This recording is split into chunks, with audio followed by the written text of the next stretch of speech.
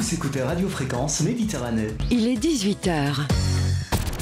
Fréquence Hit, c'est fini pour ce soir. Mais rassurez-vous, on revient très vite sur Radio Fréquence Méditerranée. Au revoir. Bye bye. Arrivederci. Sayonara. Oh yeah. RFM. Thierry fait son cinéma sur Radio Fréquence Méditerranée. Thierry vous présente les sorties cinéma, ses gros coups de cœur et les promos d'acteurs.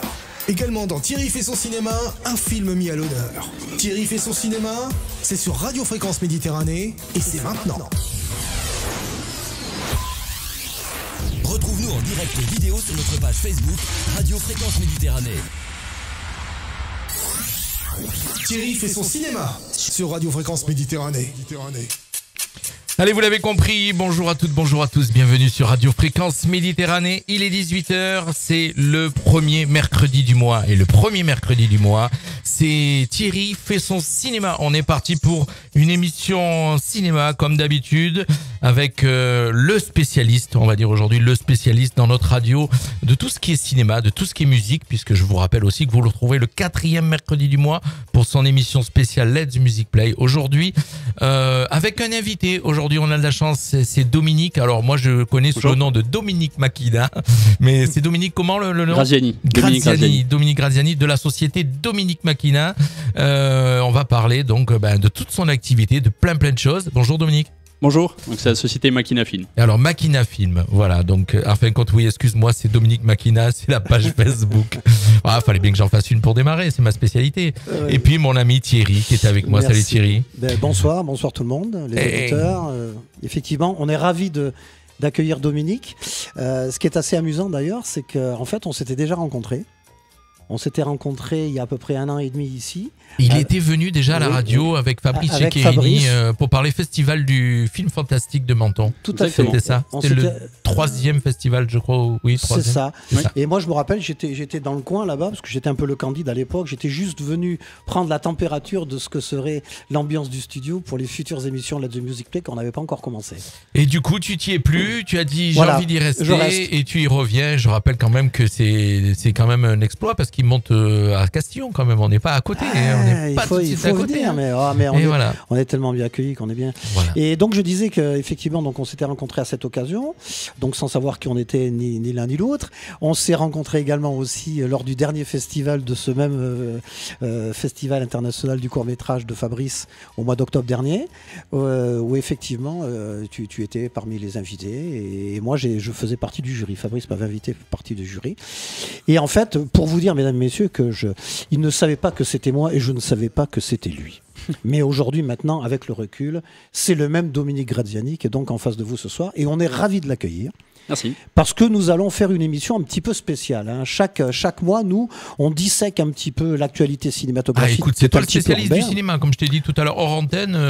Moi, c'est pas ma spécialité. Heureusement que tu es là. Donc, j'endosse la panoplie avec plaisir. Mais aujourd'hui, c'est une émission spéciale parce qu'on va parler un petit peu des dessous du cinéma, des dessous d'un film. Quand on arrive avec une page blanche, qu'est-ce qui se passe? Quel est le rôle de Dominique au travers de cette société? Ah, ben toujours, bien sûr. C'est très affriolant. C'est érotique.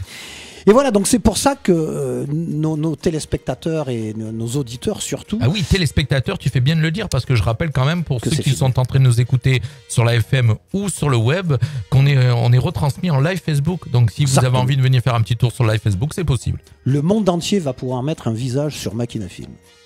Est-ce que tu étais au courant de ça avant de venir? Oui, bien sûr. Voilà, donc la première question, elle est toute simple. Moi, j'ai envie de lui demander à ce brave Dominique comment ça lui est venu l'idée de monter une société qui aujourd'hui répond au nom de Makina Film. Pourquoi, comment?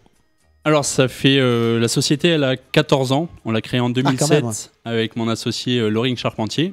Donc, on travaillait déjà ensemble sur des petites animations, parce qu'on a fait l'ESRA il y a une vingtaine d'années maintenant. Alors, il faut peut-être préciser, pour ceux qui ne connaissent pas, que l'ESRA, effectivement, donc, c'est une... C'est l'école supérieure de réalisation audiovisuelle à Nice. Qui est à Nice. Qui est à Nice, effectivement. Sur le port de Nice. Voilà. Et donc, on s'est rencontrés là-bas. Et puis, on a développé un projet qui s'appelait Corpus Machina, un projet de long métrage assez ambitieux. Et on a fait, donc mon associé s'est mis à la 3D, aux effets numériques. Il a commencé à faire des animations, des effets, et puis par le biais de rencontres, on a eu des commandes Et puis à un moment, on a eu une grosse commande pour un long métrage cinéma qui était réalisé par l'acteur Billy Zane, qui a tourné son film sur la région. J'avais rencontré les producteurs et donc ils avaient besoin de trucage. Billy Zane, c'est celui qui joue dans Titanic, non? Exactement. Qui était le mari de Rose Whittaker. Le fiancé, il n'était pas encore marié.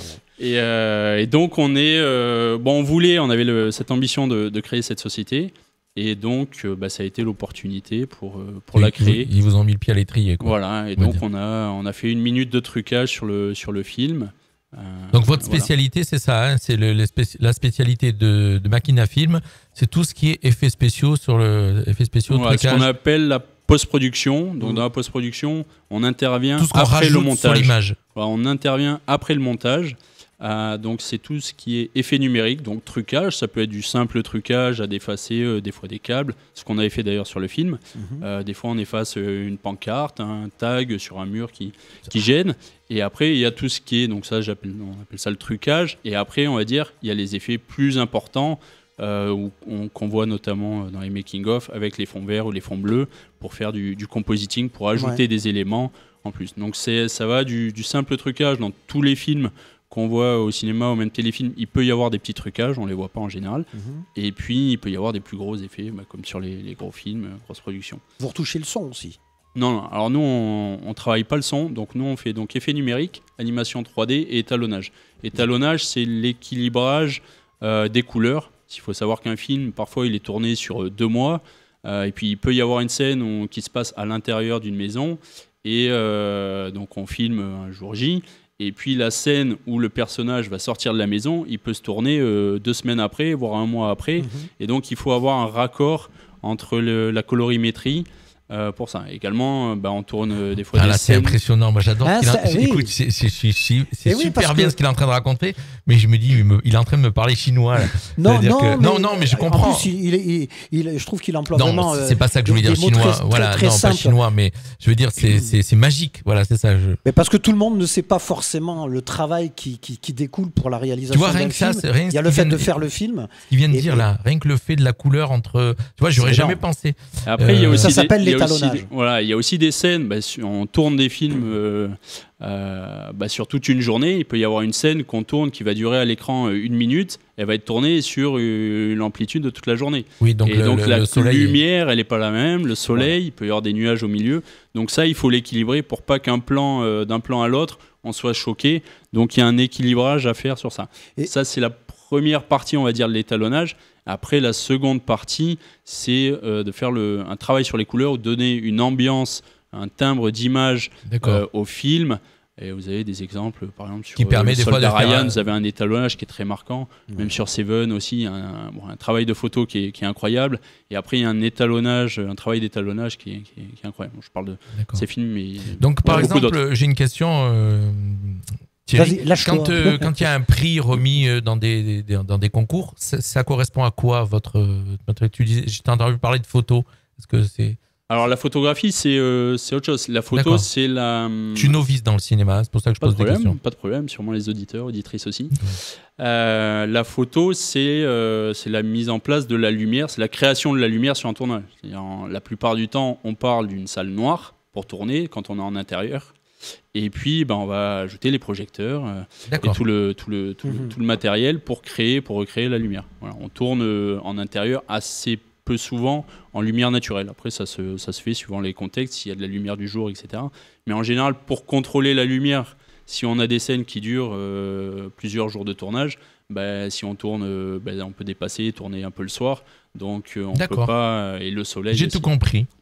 Et tout à l'heure, tu disais aussi quelque chose de très juste, et on a glissé rapidement dessus, mais pour une scène de 1 minute, des fois, pour l'étalonnage, tu vois, on peut passer une journée, et encore, des fois, c'est même beaucoup plus que ça, et c'est là qu'on se rend compte, effectivement, de ce que peut être le budget d'un film, une fois sa réalisation complètement terminée. Tu t'imagines que pour une scène d'1 minute, qu'est-ce que c'est une scène d'1 minute dans un film qui fait 1h40 ou dans le cadre de certains films, des fois plus de 2 tous les gens qu'il faut faire travailler sur scène d'1 minute, c'est ça que tu veux faire comprendre. C'est absolument aussi. Hallucinant. C'est peut-être en ça aussi que le cinéma, on dit souvent que c'est un art majeur, parce que ça réunit énormément de personnes. Oui. Et pour prendre un exemple sur les trucages, sur le film de Billy Zane sur lequel on avait travaillé, on a fait 1 minute de trucage, c'était de l'effacement de câble principalement. Donc il y avait 2 personnages qui descendaient sur une tyrolienne. Dans le scénario, ils prenaient une ceinture, ils entouraient le câble et ils descendaient. Évidemment, ils avaient un harnais avec un câble, etc. Et donc c'est mon associé qui a effacé. Ça nous a pris à peu près 5 semaines avec un bon rythme, avec un gros rythme. Et c'était de l'image par image quasiment. Donc il y avait 25 frames, 25 images par seconde, multipliées par 1 minute, voilà, ça fait plus de 1000 images qu'il a quasiment traitées image par image. Donc c'est un travail c'est très fastidieux, non, mais c'est juste énorme. Et tout le travail sur les films, tout le travail sur les films, enfin on voit un film de 2 heures, mais il y a un travail énorme derrière à tous les postes. Ouais. Tout à l'heure, quand tu as commencé à parler un petit peu à ta sortie de l'ESRA avec ton collaborateur, tu as parlé de Corpus Machina. Et aujourd'hui, ça s'appelle Machina Film. Donc on a l'impression que le Machina est resté. Donc moi, j'ai envie de te poser une question. Pourquoi Machina Film ? Oui, bien sûr, c'est le lien avec Corpus Machina. Donc c'est un projet très ambitieux qu'on avait écrit à la sortie de l'école. On était 4 à la base à écrire, à vouloir le développer, mais c'était un projet vraiment très très ambitieux. Et voilà. Après, comme on a eu des demandes pour travailler, voilà, on a mis un peu de côté c'est parce que vous représentez le corps de la machine, Corpus Machina. Machina, voilà, c'est Machina en latin et pas en italien, parce qu'en italien c'est la voiture. Mais voilà, c'est le Corpus Machina, oui, c'était avec un cyborg déjà un peu à l'époque. Et donc on a repris. On a cherché pas mal. C'était assez long pour trouver le nom. Et puis à un moment, on est revenu un peu au départ et puis on a tranché. De toute façon, c'est simple, mais au moins on sait à quoi s'attendre. Exactement. On sait à quoi s'attendre. Est-ce que tu as l'habitude de travailler toujours avec les mêmes collaborateurs ? Bon, il y a déjà ton collaborateur principal, puisque vous avez créé... c'est mon associé, oui. C'est plus qu'un collaborateur. Oui. Mais je veux dire, est-ce que tu as régulièrement, si tu veux, au travers de ce que vous faites au niveau étalonnage et dans les différentes phases pour le film, pour les pubs, enfin pour ce que vous avez à traiter d'ailleurs, mais est-ce que tu as quand même une équipe de collaborateurs qui sont souvent les mêmes, ou tu peux t'adresser un peu à des tas de gens différents ? En général, on travaille avec les mêmes. À savoir que la plupart des images, c'est mon associé qui les fait. Après, au niveau étalonnage, on a un étalonneur qui est à Paris et qui, quand on récupère des projets qui sont à Paris, le réalisateur ou le chef opérateur qui a fait la lumière sur le film peut travailler directement avec l'étalonneur qui est à Paris. D'accord. Donc c'est l'étalonnage, c'est du travail sur l'image, c'est très précis. Tout se fait sur ordinateur aujourd'hui, j'ai bien compris. Oui, nos travaux, oui. Si c'est sur de la pellicule, comment vous faites ? Ça passe en vidéo. En vidéo. Ça passe en vidéo. Mais c'est numérisé. Je crois pas qu'on ait travaillé sur un projet qui a été tourné en pellicule. Si, il y en a un assez. Ça fait un petit moment qui a été tourné en Super 16, je crois, mais ça a été numérisé. Après, on travaille sur le numérique. D'accord. Ouais.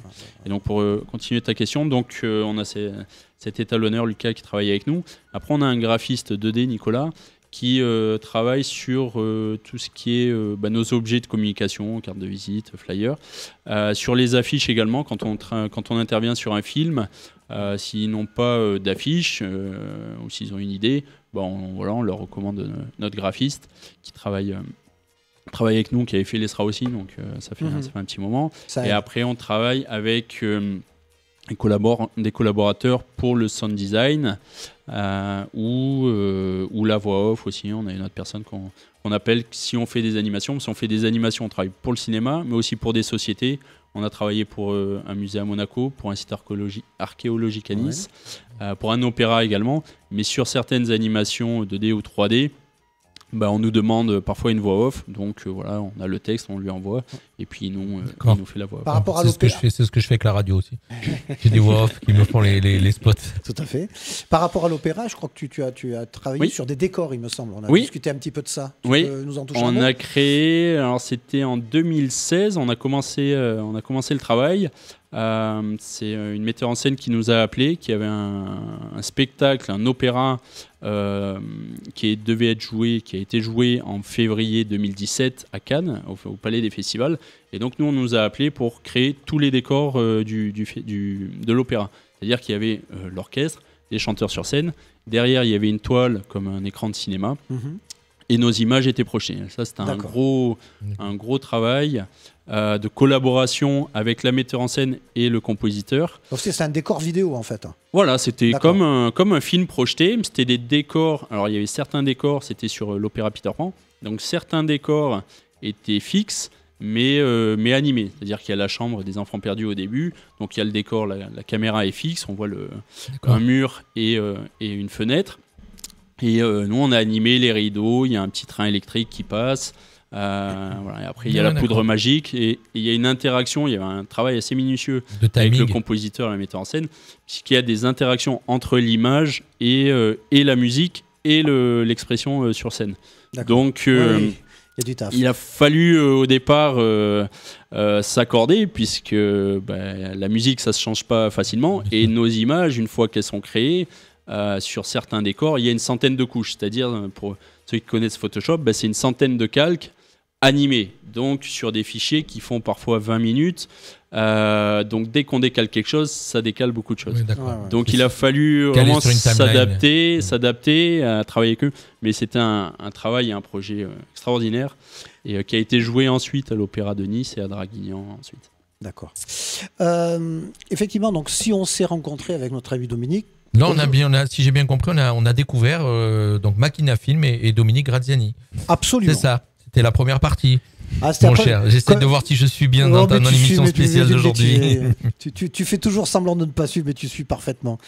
Non, ce que je voulais dire simplement, c'est qu'effectivement, si on est rentré un petit peu en contact aujourd'hui par l'intermédiaire de notre ami commun Fabrice, c'est aussi parce que, bien entendu, aujourd'hui, tu es directement impliqué.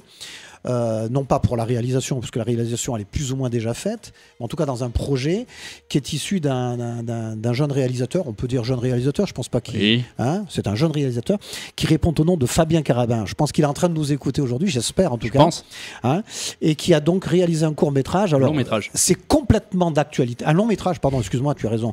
Qui est complètement d'actualité puisque son film parle du confinement. C'est-à-dire l'ambiance du film, c'est effectivement quelqu'un qui subit de plein fouet le confinement, avec tout ce que ça peut amener de côté anxiogène, voire même paranoïaque. Je ne veux pas quand même aller trop loin en mesure. Donc ce qu'on va essayer de faire, avant d'aller un petit peu plus loin, c'est juste de vous présenter Fabrice. Il va se présenter lui-même. Fabien. C'est pas Fabrice, c'est Fabien. En vidéo. Qu'est-ce qui se passe? Non, rien, un truc chelou. J'ai retrouvé une pièce de 5 francs. Une pièce de 5 francs? Tu déconnes? Ça existe encore, ça? Tu l'as trouvé où?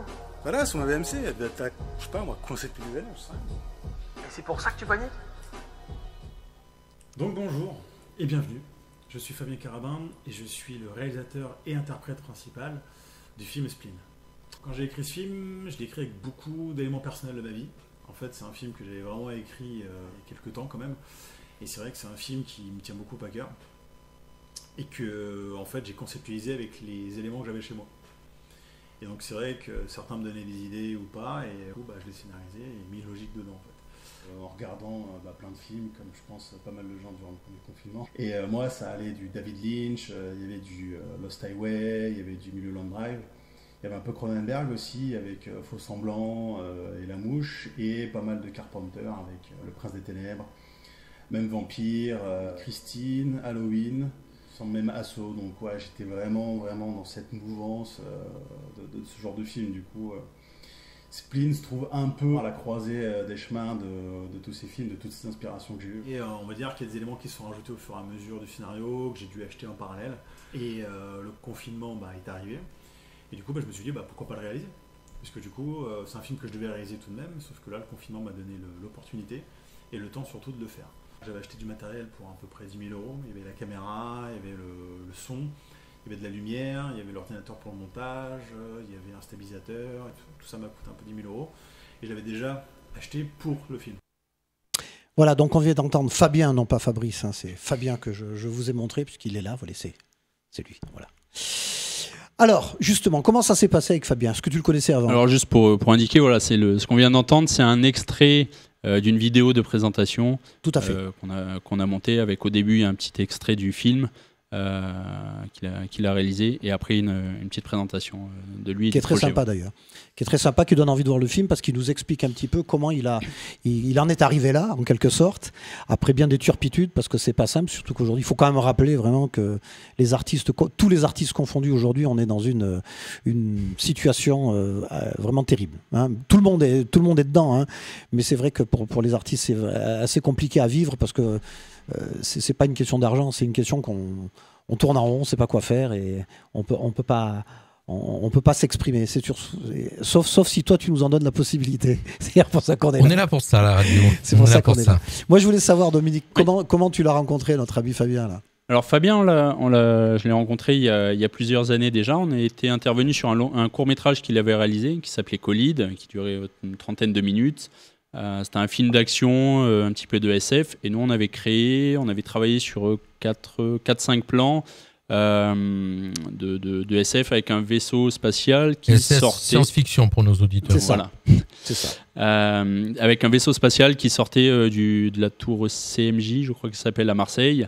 Donc on avait modélisé la tour en 3D et on avait fait designer le vaisseau spatial, et puis après on l'a modélisé, animé, et donc il y a une sorte de boule qui sort avec le vaisseau. Donc c'était un petit peu avant les films comme Iron Man ou Avenger. D'accord. Il y a pas mal d'années qu'il avait tourné ce film, puis après voilà, c'était un peu dans ces thèmes-là, avec une invasion. Donc tu le connaissais déjà en fait. Donc on s'est connus il y a pas mal de temps, et voilà, la collaboration était très très agréable. Et puis on est resté en contact voilà, pour d'autres projets. Et puis à savoir que Fabien est de Marseille, et donc quand j'allais en déplacement à Marseille, on se voyait. Et puis l'année dernière, même il y a 2 ans, on avait l'idée de développer un long métrage avec lui en tant que réalisateur. Et on a cherché des idées. Au départ, on voulait partir de son court-métrage Colline, sur lequel on avait travaillé, et le développer en long-métrage. On s'est aperçu que scénaristiquement, c'était assez compliqué. En termes de logistique, de budget, etc., ça pouvait être assez lourd. Donc, on est parti sur d'autres idées avec un ami scénariste. Et puis, l'année dernière, à peu près 1 an et demi, il m'a proposé une idée, donc, cet ami.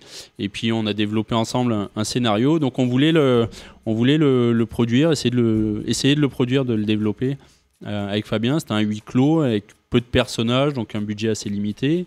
Mais un thriller qui est écrit. Et puis la situation est arrivée, donc ça nous a un peu refroidi avec les salles de cinéma qui fermaient. Parce que l'idée du film, voilà, de produire pour nous un long métrage, un long métrage, bien sûr. Un long métrage, oui. Donc nous, voilà, on n'est pas une société de production, on fait de la post-production, mais c'est vrai, c'est une envie. Vous aviez envie de vous lancer dans la production. Parce qu'on travaille sur les projets des autres. Principalement sur les films, et voilà, c'est une envie qui nous titillait, et avec Fabien, voilà, qui est très facile à travailler et qui apporte beaucoup à l'image, qui travaille beaucoup l'image. On voulait tenter l'expérience avec lui. Donc le confinement est arrivé, donc voilà, les salles de cinéma qui ferment, ça nous a un peu refroidi. Parce que nous, l'idée, c'était de faire un film, de le produire, de le finaliser avec tous les partenaires techniques et artistiques qu'on connaît, qu'on a rencontrés au fur et à mesure des projets, et qui sont principalement des techniciens ou artistes du département du 06 ou de la région PACA. Et l'idée, c'était, voilà, quand on fait un film avec un budget restreint, c'est compliqué d'avoir une diffusion en salle, de trouver un distributeur. Mais l'idée, c'était de tenter déjà d'avoir un distributeur, mais aussi de faire la tournée. On peut contacter des cinémas pour faire des soirées on peut dire avant-première, ou des soirées de projection privée avec les membres de l'équipe. Voilà. Donc ça, c'était vraiment cette envie déjà première de partager un projet avec le public aussi, de soutenir un projet, de le finaliser, et puis après, éventuellement, s'il y a des diffusions cinéma, tant mieux.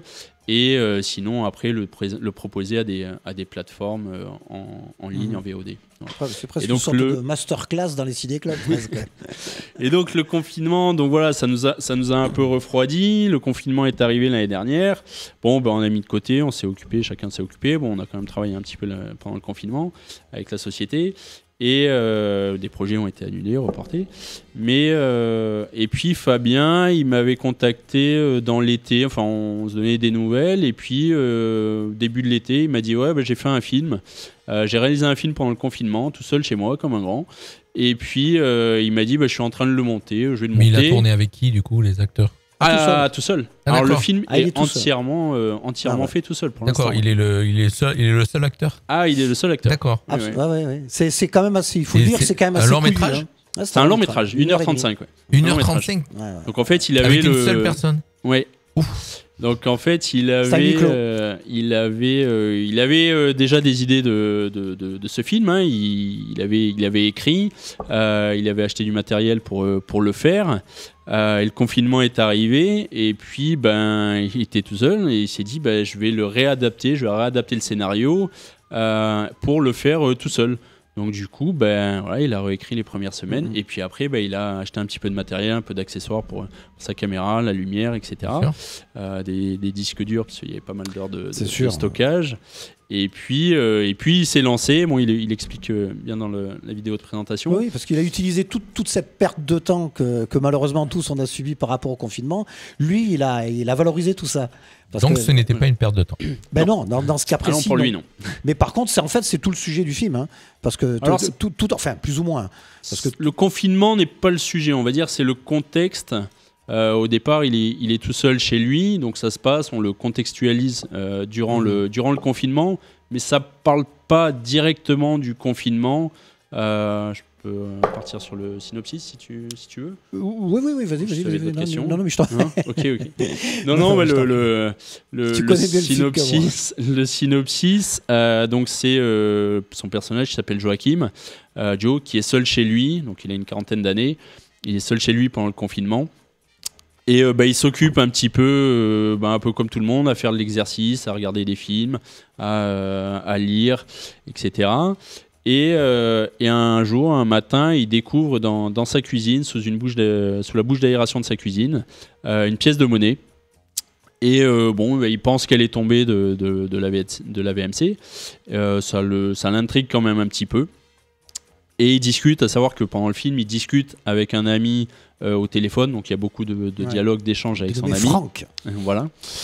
Et au fur et à mesure, les jours suivants, les jours qui arrivent, il découvre d'autres objets qui apparaissent. Le matin, il se réveille et il va dans sa cuisine et il découvre un objet. Alors il y a un briquet, il y a un stylo, il y a un couteau. Qui n'était pas là la veille. Voilà, qui n'était pas là la veille. Et qui sont directement liés à son histoire, à lui.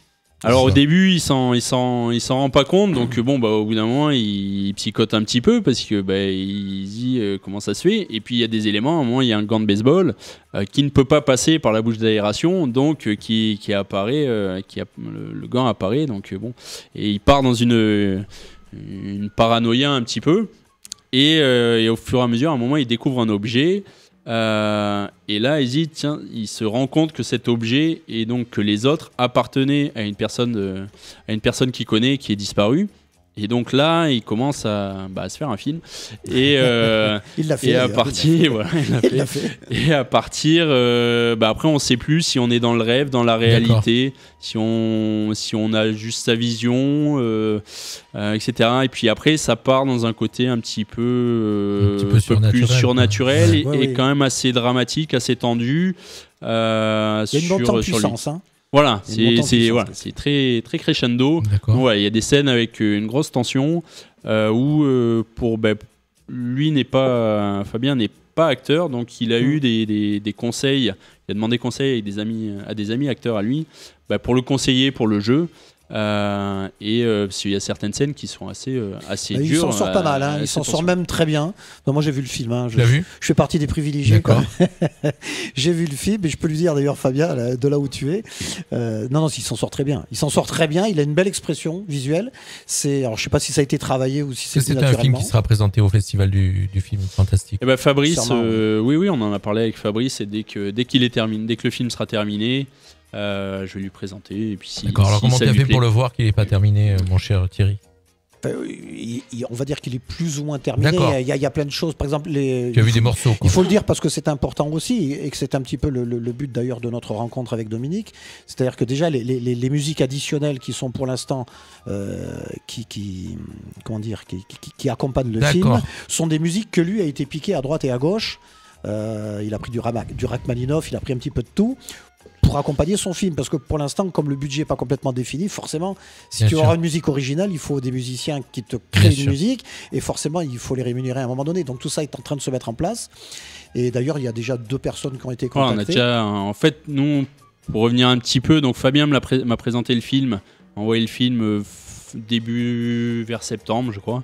Moi, j'ai vu le film, donc il dure 1h35. Donc il a été monté avec des musiques qu'il a récupérées, dont il n'a pas les droits. Et le son, voilà, il a retravaillé, il n'est pas ingénieur du son, il n'est pas bruiteur, donc il a bricolé un petit peu avec les sons qu'il avait et il me l'a présenté. Donc c'est une version brute qui n'est pas étalonnée non plus. Voilà. Et donc nous, on a pris, et discuté, et puis on a décidé de prendre en charge en fait toute la partie post-production du film, d'entrer en coproduction sur le projet, et nous de gérer tout le travail donc sur la musique. Sur l'image, le son, l'affiche également. D'accord. Et donc il y a 2 compositeurs qui travaillent dessus, dont le compositeur Sergio Monterisi qui travaille, qui était le compositeur de l'opéra Peter Pan, donc avec qui on a travaillé, et également Hervé Montulé que j'ai rencontré au festival de Fabrice en octobre dernier. D'accord.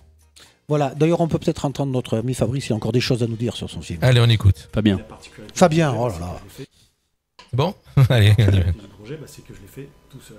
Donc j'étais tout seul à la caméra, j'étais tout seul au jeu, j'étais tout seul à la lumière, j'étais tout seul au son. Donc pour vous dire que c'était quand même un tout petit peu compliqué. Oui, je m'excuse vraiment auprès de Fabien. Je pense que je dis Fabrice parce que comme c'est Fabrice qui nous a mis un peu en rapport, donc Fabrice doit être tout content, il doit faire des bonds sur son siège là, s'il écoute, en se disant chouette. Mais c'est pas Fabrice qui a réalisé le film, c'est bien Fabien Carabin. Voilà, donc je m'excuse auprès de Fabien que je ne connais pas encore et qui doit se dire, il insiste lourdement. Voilà, donc justement, puisque tu parlais tout à l'heure de la musique, etc. Est-ce que tu peux nous en dire plus par rapport au budget, en tout cas de ta participation à toi, comment ça se présente cette histoire? C'est une des raisons pour lesquelles il est là ce soir aussi. Bien sûr, puis parce que c'est important, parce que bien entendu, il y a tellement de choses qui gravitent, d'éléments qui s'embriquent les uns dans les autres pour qu'un film puisse arriver du génie du réalisateur, de son géniteur, jusque dans les salles obscures, n'est-ce pas? Que forcément tout ça, ça a un coût. Et je pense que ça doit intéresser beaucoup de gens de savoir un petit peu comment on se balade dans toutes ces méandres. Alors le budget, normalement là on n'est pas sur un projet, sur un film classique. Normalement les films coûtent 1 million en France, c'est à peu près, les plus bas qui sortent au cinéma c'est à peu près 1 million. La moyenne je crois elle est dans les 3-4 millions si je dis pas de conneries. Ça, c'est vraiment la base pour sortir au cinéma en salle. Voilà. Ouais.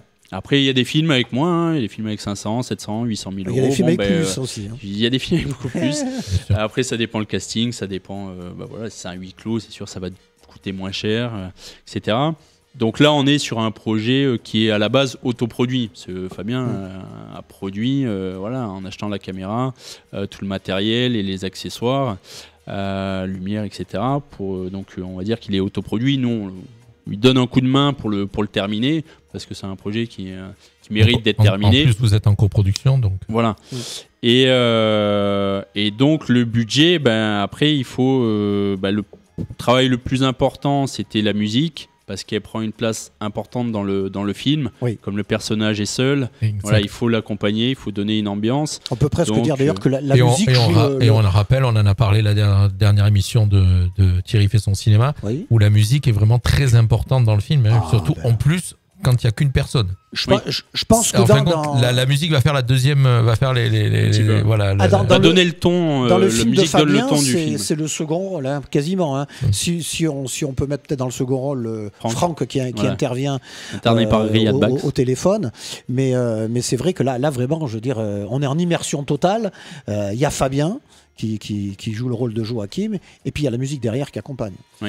Et presque le troisième rôle, c'est l'appartement, tu vois, c'est les deux pièces qui lui servent d'appartement avec sa cuisine, etc. Donc c'est quand même c'est très prenant. Il y a vraiment une ambiance, c'est pas très glauque, hein, mais c'est une ambiance, une espèce de lourdeur quand même, hein, une espèce de lourdeur intrinsèque qui symbolise les huis clos. Il y a beaucoup de films où on en a parlé en venant tout à l'heure et puis à la maison cet après-midi.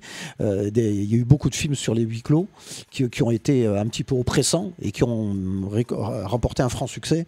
On parlait d'Alien, qui a été un des premiers, enfin moi qui m'a complètement assis pour le compte. Bon là c'est pas du tout Alien, hein, ça n'a rien à voir, hein. Mais il y a une ambiance quand même. Donc la musique forcément doit avoir un rôle très important parce qu'il faut qu'elle monte un crescendo avec la trame du film qui est en train de se. On va peut-être répondre à la question du budget, qui était sur le budget. Donc quand on a décidé de coproduire, voilà, il y a la question de la musique. Donc après nous avec la situation actuelle et le film, voilà, qui est un film autoproduit, donc qui ne pourra pas avoir une vie normalement extraordinaire en salle. Après, si on peut, tant mieux, on sera tous contents.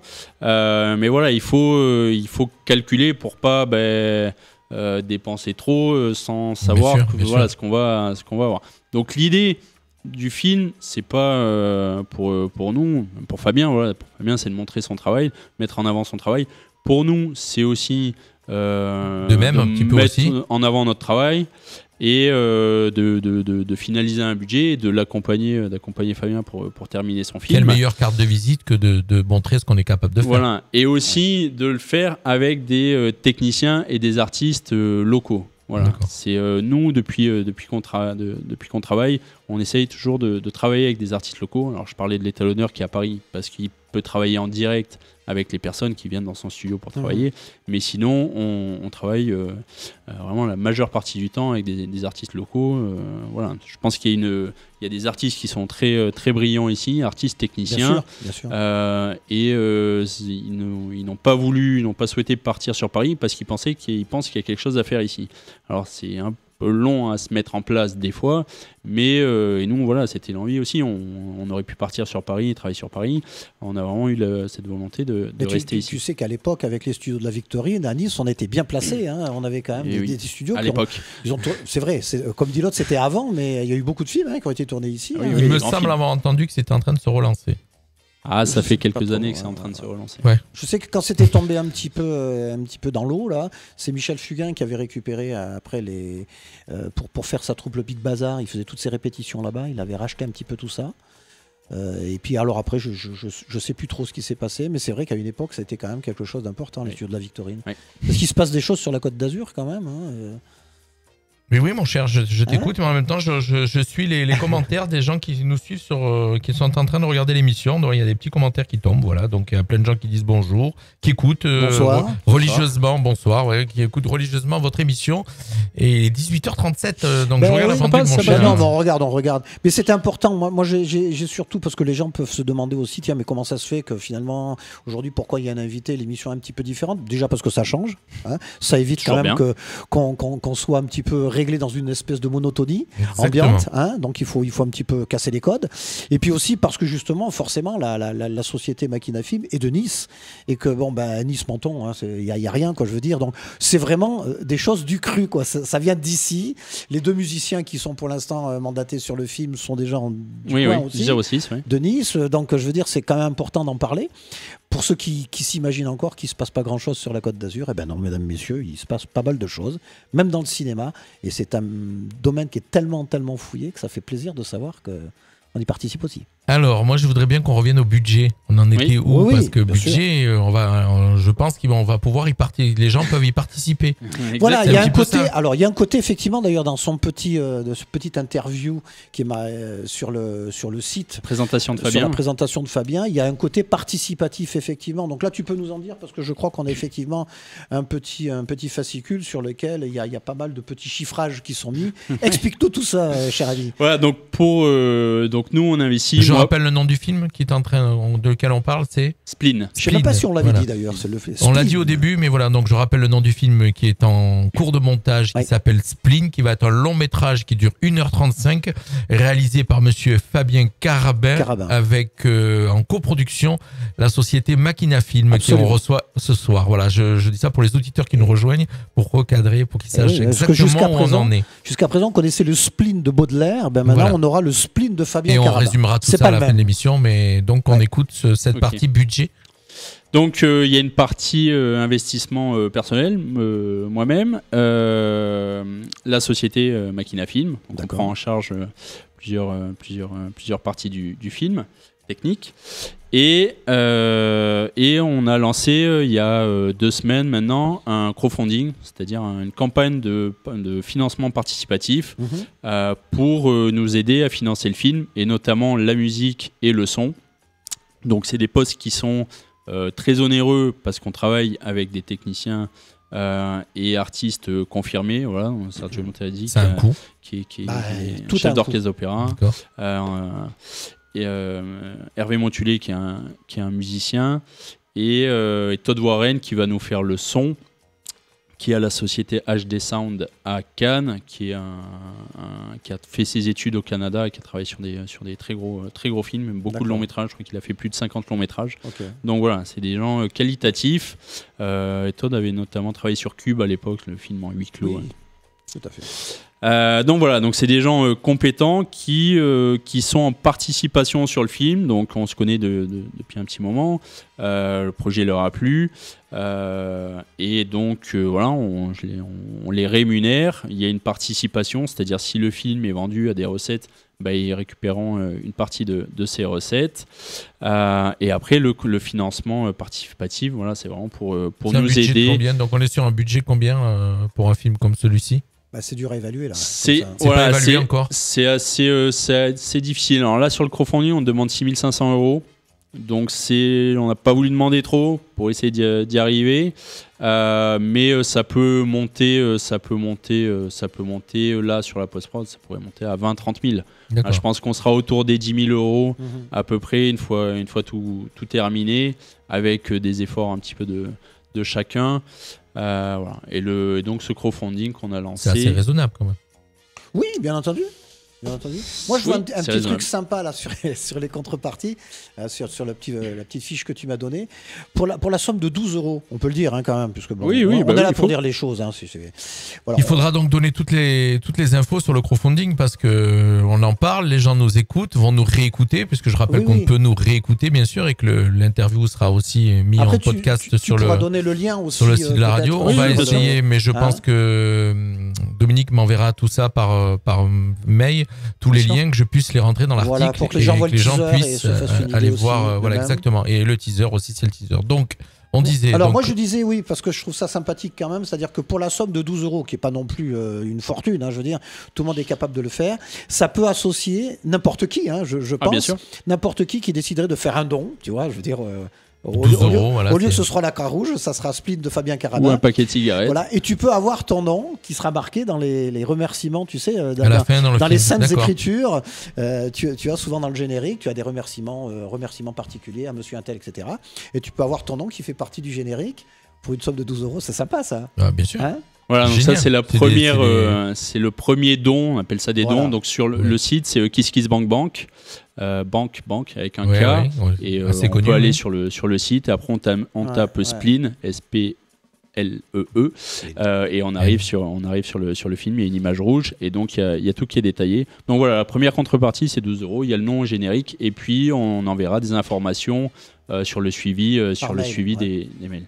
Après, si on veut continuer, après à partir de 24 € qui sont investis dans le film, qui sont investis en dons, les personnes auront leur nom générique et ensuite ils recevront le film, un lien du film privé quand quand le film sera terminé. Et diffusé. Et voilà, si tu veux réagir sur d'autres. Oui, non, mais c'est très intéressant parce que c'est quand même, étant donné que c'est un film qui est complètement professionnel, si tu veux, mais on est loin d'avoir, si tu veux, la budgétisation qu'on pourrait avoir. Ce qu'il disait tout à l'heure, quand il a parlé budget, c'était assez élevé, donc on est quand même. Puis après, il y a une fierté de participer à quelque chose qui est en train de se créer ici sur notre secteur. Moi, je trouve ça excitant. On va dire des jeunes, puisqu'ils sont jeunes, qui sortaient quand même de l'école de l'Estrade de Nice. Oui, avec des artistes locaux, donc des techniciens locaux. Voilà, c'est vraiment participer à un projet local et c'est génial. C'est ça. On a l'impression que ça devient le film presque de toute une région. On va voir ça avec le patron de Radio Fréquence Méditerranée, donc moi. Ouais, voilà. On est directeur de place. Il est là, mesdames, messieurs. Non, mais c'est vrai que c'est très important. On va d'ailleurs écouter peut-être un petit peu aussi. Fabien, il a des trucs à dire encore.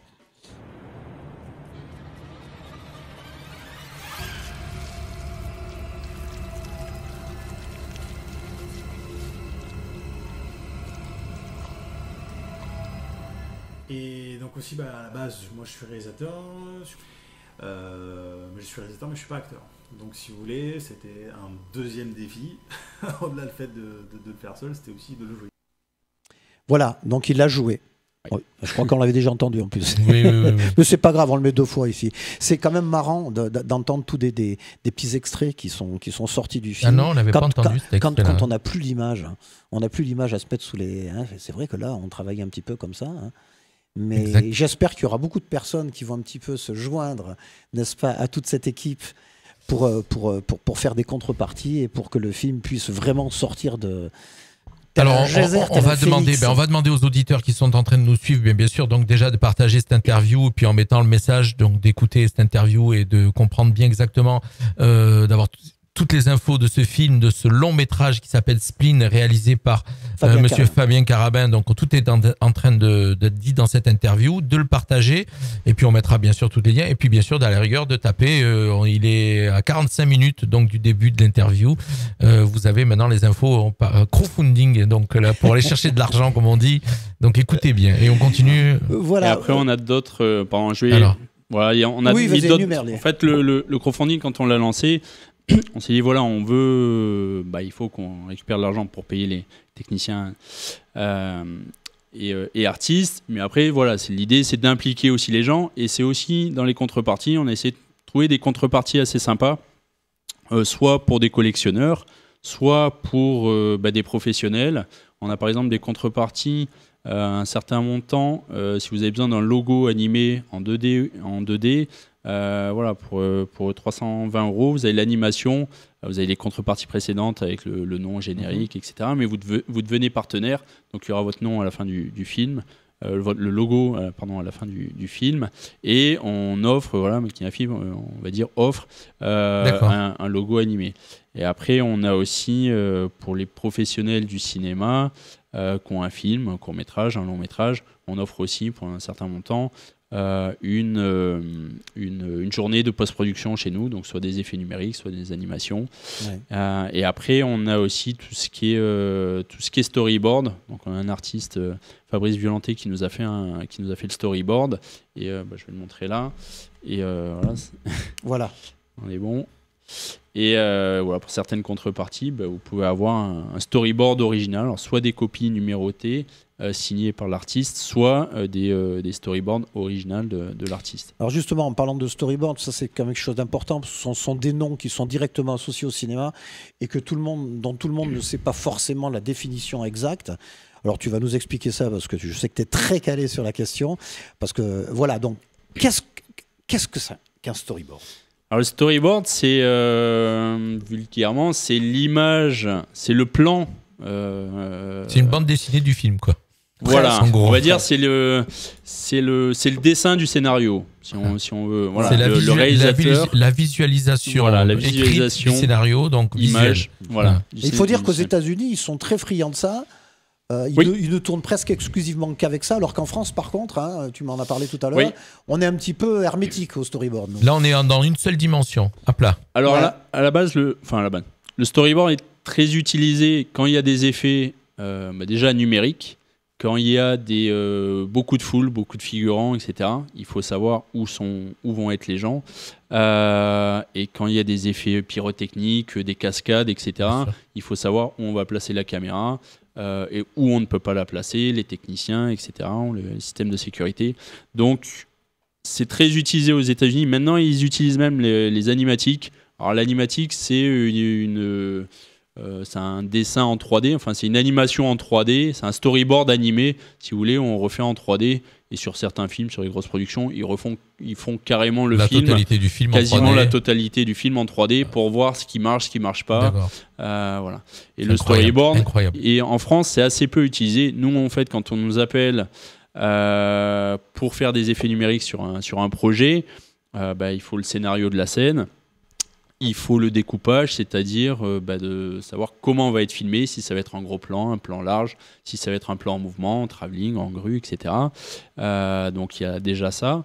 Et après, la visualisation nous, on demande un storyboard pour pouvoir pour pouvoir étudier le travail à faire sur le projet.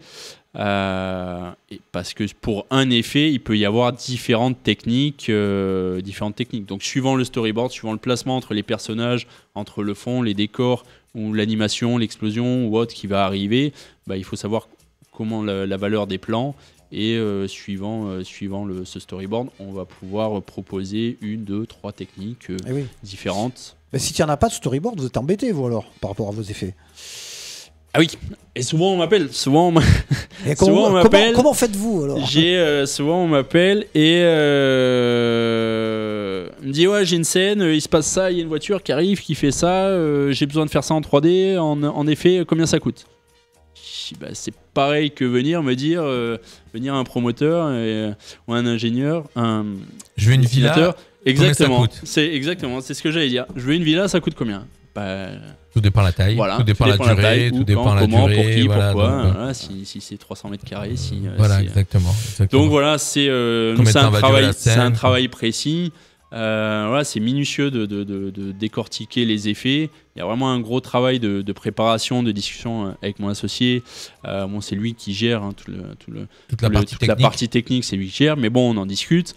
Et puis parce que moi, je suis en lien. On va rappeler à nos auditeurs, tu es plus commercial et lui est plus technique. Oui, dans le marketing, moi, je fais le suivi avec les clients ou avec les producteurs ou les réalisateurs qui ont un projet. Moi, je lis les scénarios. Et puis on discute. Ils me disent je veux ça. Et puis après, on en discute avec mon associé. Et puis on leur propose. Tu es l'interface entre le client. Je suis intermédiaire. Après, mon associé fait les images ou d'autres graphistes. D'autres techniciens. En général, c'est mon associé. Donc lui, il fait les images. Il me les envoie. On les regarde ensemble. Des fois, il y a des petites retouches, des petites choses. Puis après, je l'envoie au client. Et puis après, voilà, je fais un peu le tampon. Parce que des fois, on prévoit quelque chose avec le client, le réalisateur, et puis en cours de route, une fois qu'on leur donne les images, ils disent ah ouais, mais j'avais oublié de faire ci, si on peut rajouter ça. D'accord. Alors des fois, si c'est un peu de travail, il y a pas de souci, on refait les retouches. Après, des fois, ça touche à plus profond. Quand on fait de la 3D, c'est comme quand on repart sur une villa. Si on construit une villa, il y a des plans d'architecte, il y a des visualisations, etc. Bien sûr. Et une fois qu'on a mis la toiture, on peut pas dire finalement je voudrais une chambre en plus. Donc il faut il faut casser et puis repartir. Voilà. Tu peux nous mettre le numéro 5 de notre ami Fabien là ? Oui mon cher, on va écouter tout de suite monsieur Fabien Camby sur Radio Fréquence Méditerranée. Je rappelle à nos auditeurs, pour ceux qui nous suivent depuis le début ou ceux qui sont en train de nous rejoindre, qu'on est en train de parler de ce soir de la société Machina Film qui coproduit ce film Spleen réalisé par monsieur Fabien Carabin. On l'écoute tout de suite, un extrait de cette personne, de Fabien Carabin, et on revient pour la fin de cette émission avec Dominique Graziani et la société Machina Film. L'idée, c'est justement de rester maître du projet, de ne pas avoir, on va dire, une très grosse production qui va y mettre vraiment ce qu'elle veut y mettre et du coup de tout changer. Là, ma fierté, c'est vraiment d'avoir pu exprimer, d'avoir pu faire ce que je voulais faire. Et l'idée avec le financement participatif, c'est de rester dans cette logique-là. C'est-à-dire vraiment que le film soit au plus proche de l'idée que j'avais au départ. Et là, c'est le cas. Et du coup, avec les collaborateurs qu'on a trouvés, on parle beaucoup, on discute beaucoup. Et c'est vrai qu'on arrive à des petits compromis qui sont très intéressants et qui font avancer le film. On voudrait, c'est vraiment l'idée, qu'il soit vu par le plus de gens possible, on va dire. Et c'est pour ça qu'il faut que le projet soit vraiment finalisé, en tout cas au carré, et que justement on ne soit pas bloqué par la technique pour être diffusé. C'est-à-dire que si on veut le diffuser sur telle plateforme ou tel endroit, tel festival ou en cinéma, de ne pas être contraint par la technique. C'est pour ça que nous faisons appel à vous, parce qu'on a besoin de vous pour finaliser ce film. N'hésitez pas en tout cas, n'hésitez pas à en parler, n'hésitez pas à le diffuser, parce qu'en plus les contreparties sont assez sympathiques, et même la plus petite des contributions est importante. Donc n'hésitez pas à envoyer ça sur les réseaux sociaux, n'hésitez pas à aller sur la page Instagram de Spleen, n'hésitez pas à diffuser cette page qui s'y manque autour de vous. Je vous remercie, merci de m'avoir écouté, j'espère que je vous ai un peu donné envie de voir le film, et j'espère vous retrouver dans le générique du film. Merci beaucoup, et je vous dis à très vite et à très bientôt. Merci à tous. Ok. Bon, si t'avais MC Magique te balance un billet de 500 balles, pense à moi. Monsieur Fabien Carabin, voilà, donc réalisateur du film Spleen et coproduit avec la société que nous recevons ce soir, Machina Film, monsieur Dominique Graziani.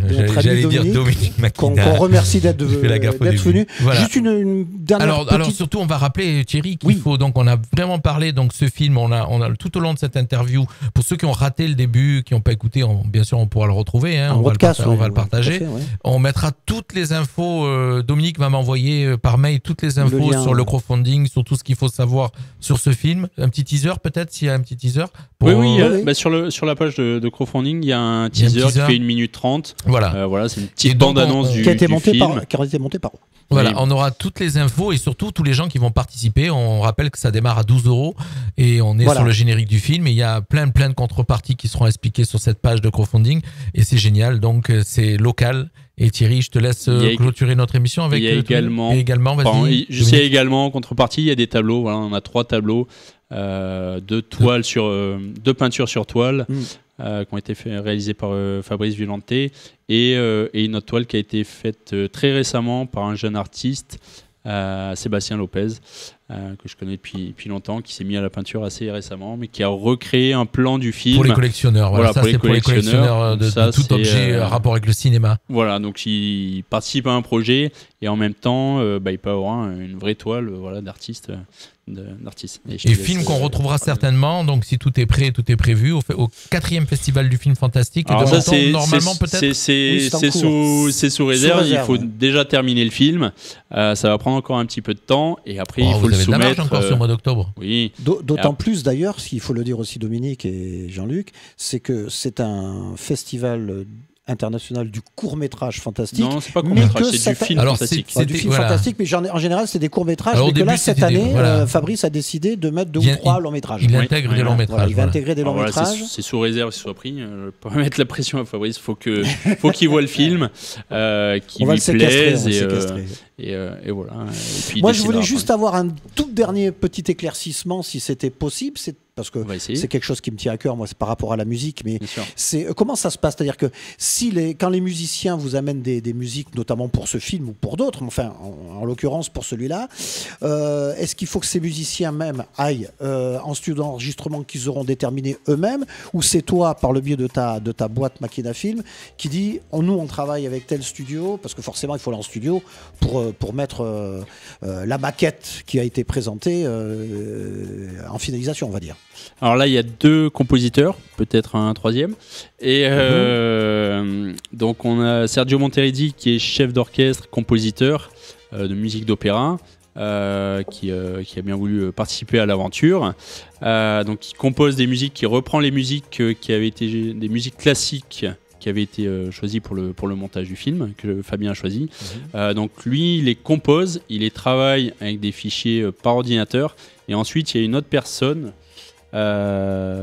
qui va Marcello Rivelli, qui va réaliser l'orchestre virtuel. Il va jouer les morceaux avec des instruments virtuels. Et le deuxième compositeur, Hervé Montulé, travaille directement par ordinateur et fait une musique par ordinateur. D'accord. Et je te laisse donc il n'y aura pas vraiment ils iront pas en studio pour enregistrer la finalisation de leur projet. Alors, ça va dépendre le budget aussi. Parce que nous, on demande. Ça va dépendre le budget. Ça va dépendre le budget. Dans l'idée, c'est sûr, normalement, la musique dans un film, elle est composée et puis après, elle est. Il y a beaucoup de gens qui travaillent sur ordinateur aujourd'hui. Elle est jouée par des musiciens, par un orchestre. Donc l'orchestre, on peut l'avoir avec Sergio Monteridi. Il a des musiciens locaux ou autres. Mais donc ça veut dire un budget beaucoup plus élevé. Un budget par musicien, auditorium, etc. Alors si on atteint, si on dépasse la campagne, le montant qu'on demande, c'est prévu, peut-être sur 1-2 morceaux suivant les budgets. Ouais. Okay. Eh bien, écoutez, mesdames, messieurs, je pense qu'on a un petit peu fait le tour du. On est arrivé au bout. Le tour du de propriétaire, notre comme on petite heure dit. d'émission de Thierry fait son cinéma. Ouais. Et aujourd'hui, une mission exceptionnelle. Aujourd'hui, c'était Dominique qui faisait son cinéma et Fabien. Voilà. Une émission qui, d'habitude, on parle de cinéma en général sur toute la France, sur tout le monde entier. On parle de cinéma dans tout ce qui se passe. Si je peux Ce soir, on avait donc consacré l'émission à Dominique Graziani de la société Machina Film. Je voulais juste dire une toute petite chose aussi, parce que je pense que ça va faire sourire Fabien qui nous écoute certainement, j'espère. C'est-à-dire qu'en fait, normalement, l'émission d'aujourd'hui, moi j'avais prévu de la faire sur le thème de Steven Spielberg. Et je pense que Fabien sera ravi de savoir qu'il a éclipsé Steven Spielberg ce soir pour qu'on parle de son film qui n'est pas encore sorti. Franchement, Fabien, avec ça, si ton film ne marche pas, on aura fait tout ce qu'il fallait pour quand même. Alors en tout cas, si nous écoutez peut-être pas ce soir, il pourra nous réécouter pour réécouter tout ce qu'on a dit sur lui, puisque je rappelle qu'on retrouvera donc la totalité de l'interview sur le site de la radio fmradio.fr, www.fmradio.fr. Bien sûr, et vous retrouvez la totalité et bien sûr toutes les infos sur comment aider cette production qui est locale, je rappelle, production locale avec des sociétés, donc Machina Film qui est basée ici à Nice, si je ne me trompe pas, et voilà, donc qui participe depuis quelques temps aussi à on en a parlé de ce festival du film fantastique de Menton, international, pardon, et voilà, donc en tout cas merci Dominique d'avoir été avec nous. Merci à vous pour l'invitation, toutes les informations. Thierry, on se retrouve nous 4e mercredi du mois pour ton émission Let's the Music Play, et là ça sera une émission aussi exceptionnelle. On le dit, hein, on le dit, ça va être un concert. On a la chune là. On va le dire. Ça sera donc une émission qui sera pas comme d'habitude. C'est-à-dire que d'habitude, en fait, on prend toujours un thème, un chanteur, un groupe, etc. Là, cette fois-ci, on va en prendre plusieurs, et par le biais de mon interprétation, parce que comme on peut pas faire de concert en ce moment, parce que les artistes, on a décidé qu'on n'avait plus rien le droit de faire, et ben moi, je vais venir faire mon concert chez Jean-Luc qui m'a invité. Et voilà. Et j'ai encore une bonne nouvelle que je ne t'ai pas prévenu, mais voilà, je te préviens en direct devant tout le monde. Le 31 mai, c'est les 100 ans de la radio dans le monde, c'est les 100 ans de la radio FM, et donc on refera la même chose, on fera un concert avec toi et d'autres musiciens situés partant. À la bonne heure. Voilà, ça veut dire que là il peut pas me dire non. Ah non. Y a pas de Merci souci, à tous de nous avoir suivis, c'est le retour de la musique. Merci tout le monde, et c'est le retour de la musique sur Radio Fréquence Périnée, juste avant les programmes télé pour ce soir. Bye bye à tous, et puis bien sûr vous êtes de plus en plus fidèles à notre radio et on vous en remercie. Et juste pour signaler ici que demain c'est le 8 avril, et demain exactement la radio a 4 ans. Voilà, c'est son Happy Birthday. On aurait pu mettre Happy Birthday, mais j'ai pas calé, c'est pas grave. Bye bye à tous. Merci, ciao Dominique, merci, ciao Fabien. Bonsoir. Au revoir. En voiture, au travail, à la maison, vous écoutez Fréquence Méditerranée.